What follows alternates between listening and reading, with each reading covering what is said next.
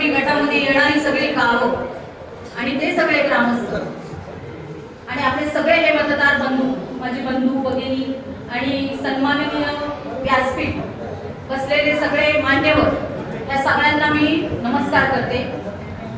आज आपण माता मळगंगेच्या प्रांगणात विजयाची ही सभा भरवली आहे। आणि अजून एक गोष्ट महत्त्वाची म्हणजे आपले आदरणीय, आपले लाडके उपमुख्यमंत्री महाराष्ट्राचे एकनाथजी शिंदे यांचा आज वाढदिवस आहे।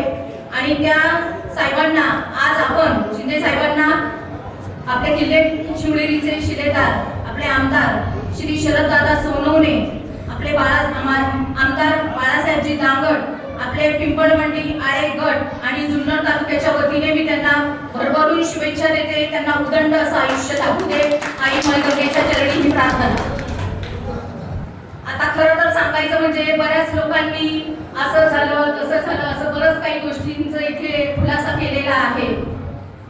माझं म्हणणं एवढंच आहे की कशीही गणितं, काहीही समीकरणं कशी पण बसू द्या, पण आपलं गाव आज प्रामुख्याने एकत्र आले आणि ही सगळ्यात आनंदाची आणि फार महत्त्वाची गोष्ट आहे। शिवाय आज जे लीड त्यांनी घेतलेले मंगेश अण्णांनी, आपले जयसिंग दादा पोटे, खूप अत्यंत मोठं असं लीड घेतलेलं आहे खरं पिंपळवंडी गावाने। हे साधं सुद्धा गाव नाहीये कारण आपल्याला सगळ्यांना माहिती आहे आज तुमच्या सगळ्या लोकांच्या आशीर्वादाने, आपल्या जुन्नर तालुक्याच्या ग्रामस्थांच्या सगळ्या आशीर्वादाने दादा सुद्धा आमदार झालेले आहेत।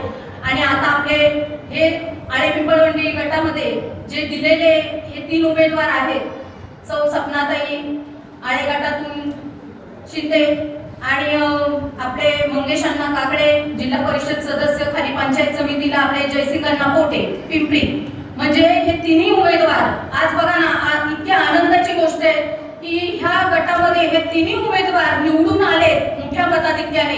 त्यामुळे खरोखर खूप आनंदाची अशी गोष्ट आहे। मी टाळ्या वाजवते।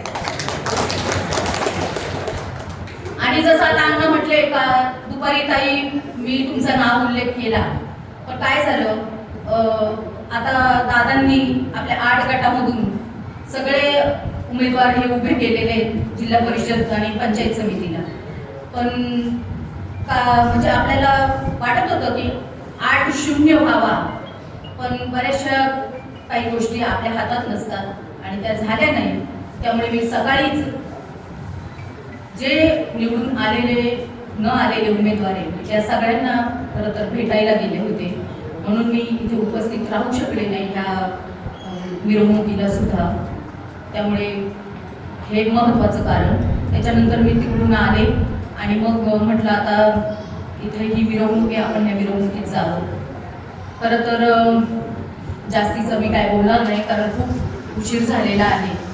तर आपले हे जे सगळे उमेदवार आहेत ते 3च्या 3 ह्यांना मी आपल्या तालुक्याच्या वतीने आणि आपल्या सगळ्या म्हणजे आपल्या गटाच्या वतीने आणि आपले किल्ले शिवनेरीचे शिलेदार, आपले आमदार श्री शरददादा सोनवणे यांच्याही वतीने मी शुभेच्छा देते। आणि हे सगळं होत असताना सगळ्यात महत्त्वाचं म्हणजे आपले उपसरपंच मयूर भाऊ यांचं पहिल्यांदा मी कौतुक करते। अतिशय मन मोठं ठेवून त्यांनी देखील दादांच्या शब्दाला मान दिला। म्हणजे मला पुढे जास्त काही त्यांचं बोलायचं नाही, पण मी शतशः त्यांची ऋणी राहील हे मला इथे सांगायचे। धन्यवाद, शुभेच्छा।